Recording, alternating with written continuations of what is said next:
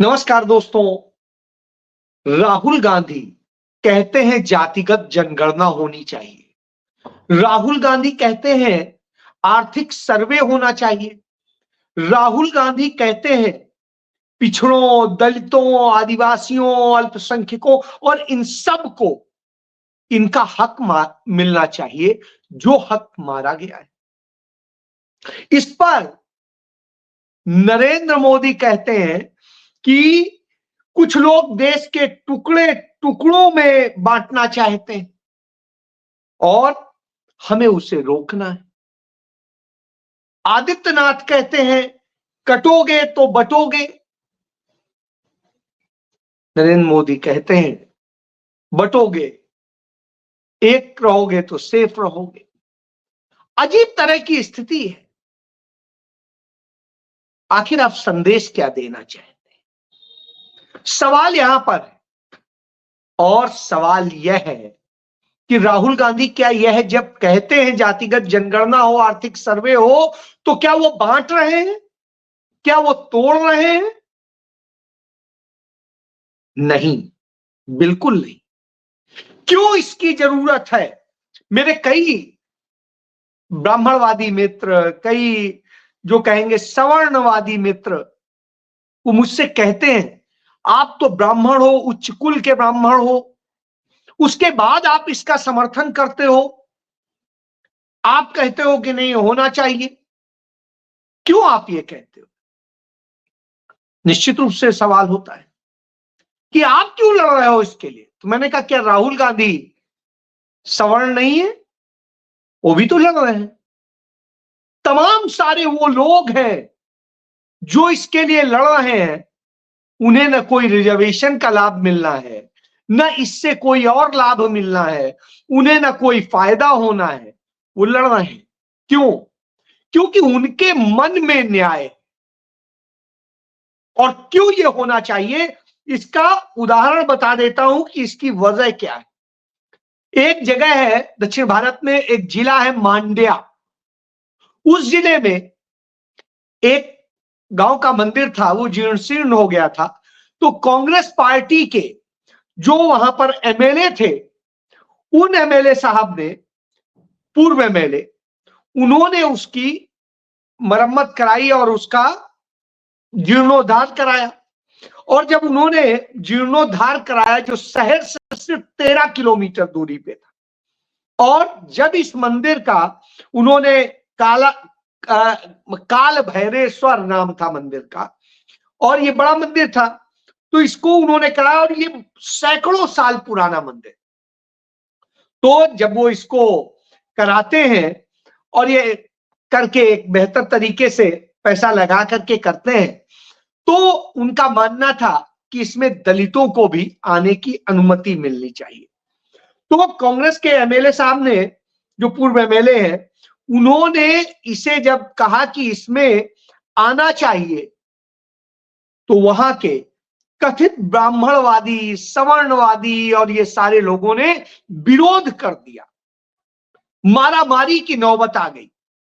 Police, तहसीलदार सब आए, प्रशासन आया, सबने बैठ के वो किया और कहा नहीं, दलितों को दर्शन तो करने देंगे।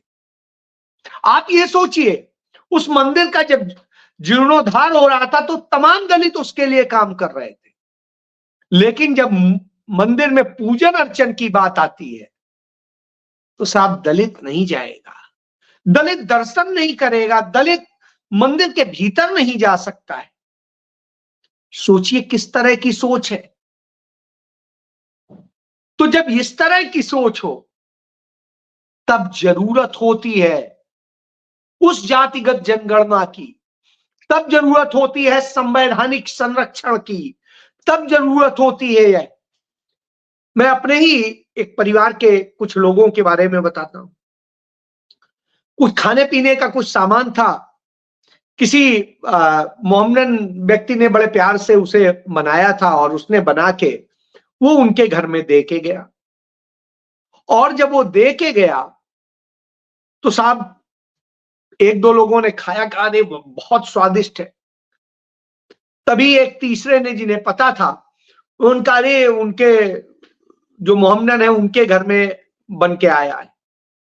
बस फिर क्या था, सबको उसका स्वाद खराब लगने लगा। स्वीकार किया मुझसे कि नहीं स्वादिष्ट तो था लेकिन खाया नहीं। क्यों नहीं खाया? क्योंकि मुस्लिम के घर का बना था। यही वजह है, ये नफरत पैदा करती है। ये नफरत पैदा करती है। जब इसके लिए बोलते हैं तो साहब हम भी दुश्मन हो जाते हैं, परिवार भी कहता है कि नहीं ये तो बड़ा वो हो गया, बिगड़ गया है। चलिए भाई मैं बिगड़ गया हूं तो मैं बिगड़ा ही रहूंगा। लेकिन सच यही है। इसलिए जातिगत जनगणना की जरूरत है। इससे देश बट नहीं रहा है, इससे देश को हक मिल रहा है, देश जुड़ेगा। ये मंदिर में ब्राह्मण भी आएगा, दलित भी आएगा, हर वर्ग हर जात के लोग आएंगे तो जुड़ेंगे, साथ पूजन अर्चन करेंगे और चीज करेंगे तो एक बेहतर माहौल बनेगा। फिर क्या समस्या? यदि मंदिर हमारे साथ, मुझे आज भी याद है कि मैंने जब पहली बार अपनी कमाई से कार खरीदी तो मेरा एक दोस्त है लखनऊ में, अकबर, वो मेरे साथ में गया। काशी विश्वनाथ बाबा के मंदिर में हमने जो है जाकर के कार की चाबी सौंपी, उनको समर्पित की और आशीर्वाद लिया। वो मेरे साथ मंदिर गया, मेरे साथ जलाभिषेक किया और सब किया। बहरहाल मेरे साथ था। बाद में किसी को पता चला वो मुस्लिम है, क्या आप कहाँ उनको लेके आ गए? अरे हमने कहा यार वो कोई तुम्हारा वो कर रहा है, जल चढ़ा रहा है आपके शिव सबके देवों। तो इस तरह की भावनाएं होती हैं। अब आप सोचिए, यह लोग हैं, यही लोग नफरत फैलाते हैं, यही लोग तोड़ते हैं। और जिन्होंने ये बात मुझसे सवाल उठाया था वो बीजेपी के ही थे। आप समझिए, यह स्थिति है। और जब यह स्थिति हो तो क्यों नहीं चाहिए, क्यों नहीं संरक्षण होना चाहिए? आप याद करिए, राहुल गांधी जब गए महाराष्ट्र में, तो जब महाराष्ट्र में एमबीए की रैली होनी थी, उस रैली के पहले राहुल गांधी 17 मार्च 2024 को बाला साहब की समाधि पर जाते हैं और उनको श्रद्धा सुमन अर्पित करते हैं। उसके बाद में वो कार्यक्रम में जाते हैं। इसका वीडियो एएनआई ने जारी किया। लेकिन आप साहब देखें, देश का गृह मंत्री इतना बड़ा मूर्ख है कि या तो वो दुनिया को मूर्ख समझता है या खुद मूर्ख है, क्योंकि उसके पास तो सारी रिपोर्ट आती है, राहुल गांधी की एक एक एक्टिविटी की रिपोर्ट आती है। तो ऐसी स्थिति में भी वो झूठ बोलता है। क्या राहुल गांधी बाला साहब की प्रशंसा में? अरे साहब वो तो वहां मत्था ही टेक आए, आप क्या बात करते हैं? और बाला साहब की राजनीति किसने बनाई? यदि आप इसको देखेंगे तो बाला साहब की राजनीति देन है कांग्रेस की। बाला साहब की पार्टी, बाला साहब की राजनीति में एंट्री, बाला साहब के राजनीतिक तरह से वो होने का सारा क्रम कांग्रेस के मुख्यमंत्री जो 10 साल मुख्यमंत्री रहे वो नाइक साहब ने शुरू कराया। और याद करिए, जब सन 1977 में जब इंदिरा गांधी आपातकाल से निपटने के बाद में इलेक्शन का किया, तो बाला साहब ने चुनाव न लड़ने का फैसला किया था और कांग्रेस का समर्थन किया था। 1977 में 7 लड़े थे, 1980 में चुनाव नहीं लड़े थे। याद कर लीजिए, उन्होंने आपातकाल में इंदिरा जी का साथ दिया था। तो आज के रिश्ते नहीं है। तो यह इस बात का सच है जो समझाते हैं और आज नफरत फैलाते हैं और बताते हैं। तो यह सच है। सच ही तो बर्दाश्त नहीं होता, क्योंकि झूठ बोल करके, नफरत फैला करके ही तो ये काम करते हैं, इसीलिए ये सब होता है। अब आप एक चीज सोचिए, बार बार इनके लोग कहते हैं कि 70 साल में कांग्रेस ने क्या किया, 70 साल में क्या किया। मैं इसका एक उदाहरण देता हूं कि आप ये देखिए खबर, यानी 70 साल की सरकार के कबाड़ को भी बेच के नरेंद्र मोदी 2364 करोड़ रुपए कमा लेते हैं। तो यह स्थिति है केंद्र सरकार, और ये सिर्फ 3 साल में। इसके पहले भी करीब इतना ही कमाया था। तो यह इस बात का सबूत है कि कैसे सारी चीजें हो रही हैं और किस तरीके से आज जो आप कर रहे हैं और जो बताते हैं। लेकिन आप क्या करते हैं? आप जब देश प्रदूषण से, दूसरे और संकटों से जूझ रहा है, तब आप ये करते हैं। तब आप यूपी भर के भीतर सिर्फ 3 जिलों में कांवड़ का मार्ग बनाने के लिए 17,600 पेड़ काट देते। तो यह स्थिति है। लेकिन बाकी सब वो बताएंगे, कहानी बताएंगे। मणिपुर में आदिवासी हैं, उन पे लगातार हमले हो रहे हैं, लगातार उन पे हो रही है, गोली चल रही है, गोलीबारी हो रही है। और इसके बाद भी नरेंद्र मोदी को सुध नहीं है। वहां आदिवासियों के हितैषी बने घूमते हैं, यहां आदिवासियों पर यह चल रहा है। फिर आप देखिए, झूठ और नफरत की ये पराकाष्ठा है। एक तरफ वायदा कर रहे हैं कि हम 25 लाख नौकरी देंगे महाराष्ट्र में, झारखंड में कह रहे हैं हम 5 लाख नौकरी देंगे, और याद करिए 2014 में कहा था हर साल 2 करोड़ नौकरी देंगे। आज स्थिति है 2 करोड़ छोड़िए, 10 लाख नहीं दी। तो आप इससे समझ लीजिए कि 10 साल में 10 लाख नौकरी नहीं जो दे सकता है, वो कह रहा है 5 साल में 25 लाख नौकरी देंगे, कहीं 5 लाख नौकरी देंगे। और जब महाराष्ट्र में शासन था तब पूछिए कितनी नौकरियां दी, झारखंड में कितनी नौकरियां दी, बिहार में कितनी नौकरियां दी, यूपी में कितनी नौकरियां दी, आपके गुजरात में कितनी नौकरियां दी। गुजरात में तो 1989 से आपकी सरकार है, और उसके बाद में इसी तरीके से आप तमाम दूसरे राज्यों में देख लीजिए। तो यह हालत है, झूठ बोलते हैं और जहां देते भी हैं तो वो कॉन्ट्रैक्ट पे मिलेगी, वो भी सीधा कॉन्ट्रैक्ट नहीं होगा, जो सर्विस प्रोवाइडर होगा उसके जरिए होगा, वेंडर के जरिए आएगी, यानी आपका कहीं नामो निशान नहीं। तो यह स्थिति है। यह स्थिति है कि जब आप इस तरह की बातें करते हैं तो आप असल में कर क्या रहे होते हैं? आप नफरत फैला रहे होते हैं। आप क्या कर रहे होते हैं इससे आप देख सकते हैं। तो भाजपा ने इस देश में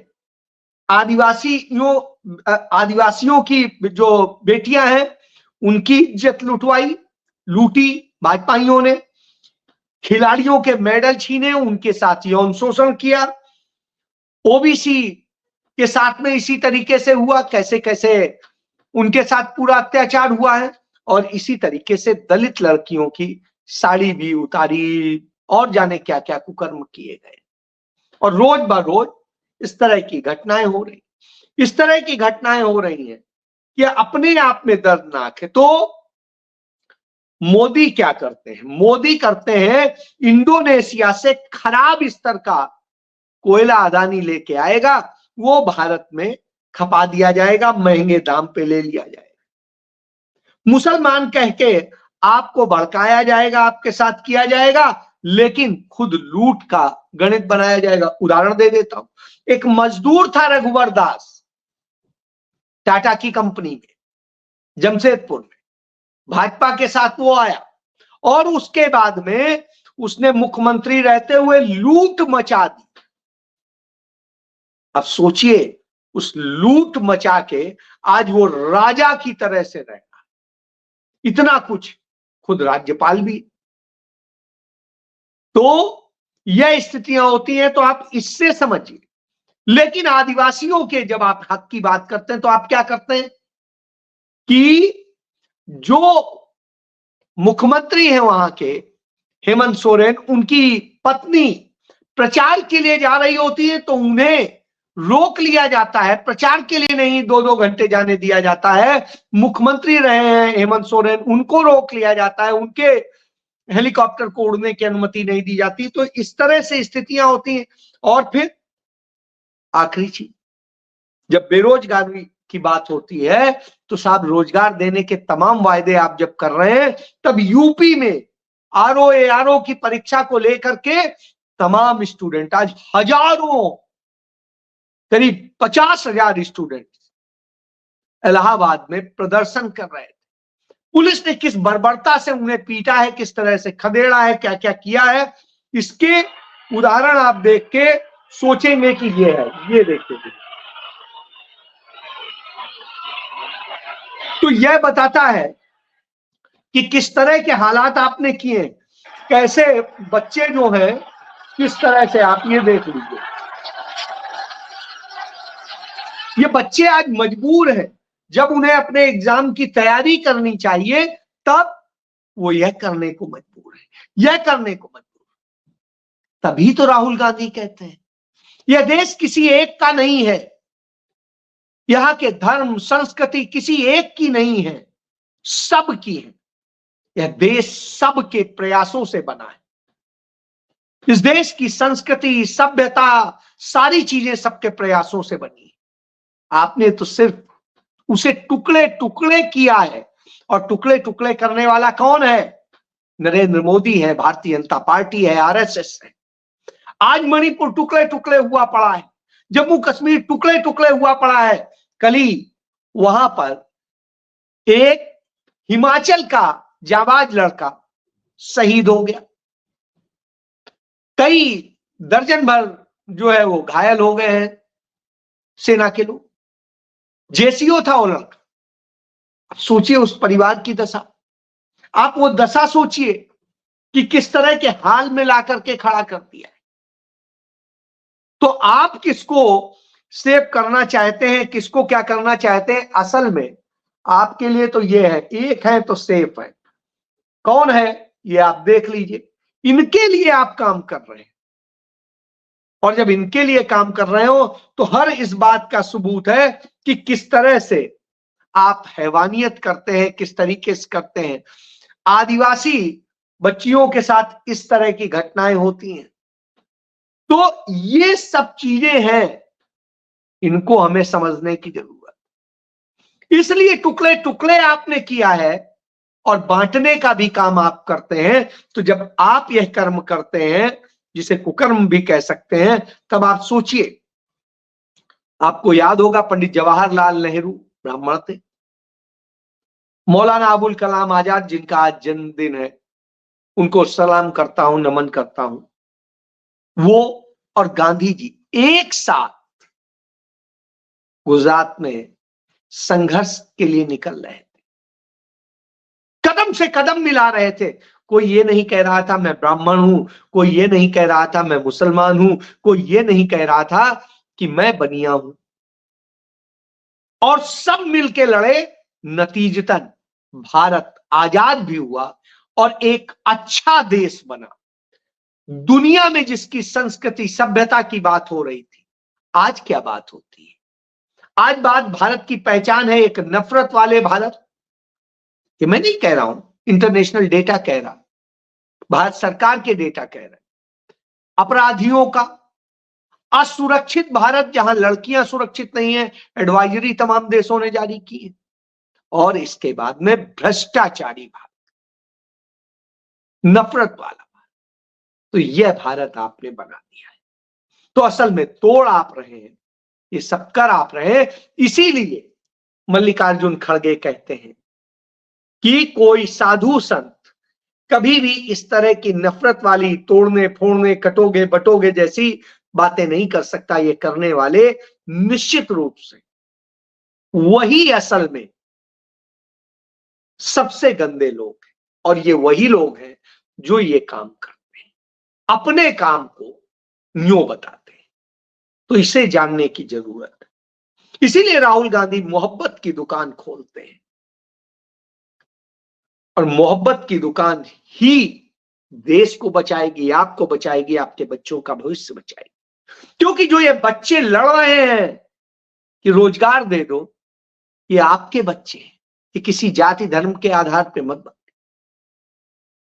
और इसमें आपका भी बच्चा बेरोजगार हो सकता है, किसी का। फैसला आपको करना है। यदि आप पूरी ताकत के साथ खड़े हो गए तो ना ईवीएम कुछ कर पाएगा, ना चुनाव आयोग कुछ कर पाएगा, ना भाजपा कर पाएगी। लेकिन जब आप आधे अधूरे मन से खड़े होंगे तो यही होगा। और ऐसे बहुत सारे लोग हैं जो अपने फायदे के लिए आज पाला बदल बदल के भाग रहे हैं और मोहब्बत की दुकान छोड़ के जब दूसरी जगह जाते हैं और फिर पिटते हैं, फिर कुछ नहीं हासिल होता है। जय